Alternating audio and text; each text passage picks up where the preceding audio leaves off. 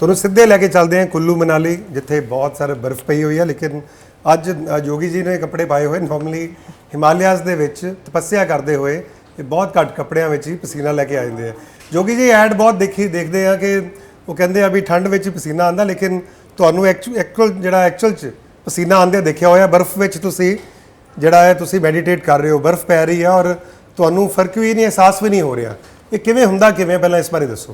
देखिए, हमारे शरीर के अंदर बहुत सारी क्षमताएं पहले से ही हैं। प्रकृति के साथ जब हम रहते हैं तो उन शक्तियों को जागृत करना पड़ता है। अब जैसे मान लीजिए तापमान है, अगर आप और हम बीमार हो जाते हैं, सर्दी जुकाम हो जाता है तो बुखार आ जाता है, तो शरीर पूरी तरह से गर्म होने लगता है।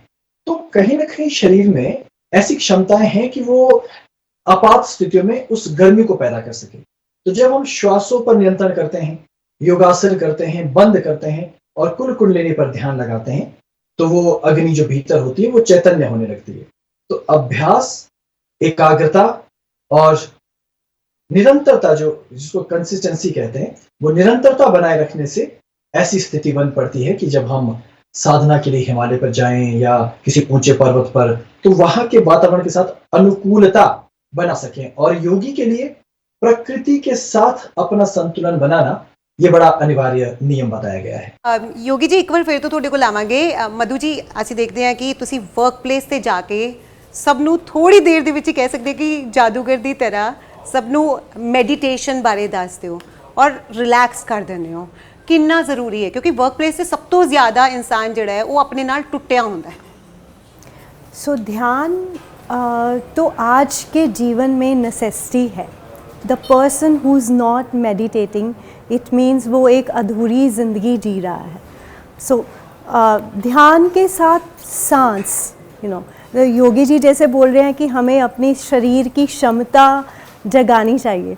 सो meditation is totally related with the breath. So breath is controlling your emotions, specifically negative emotions like anger, greed, jealousy, attachment.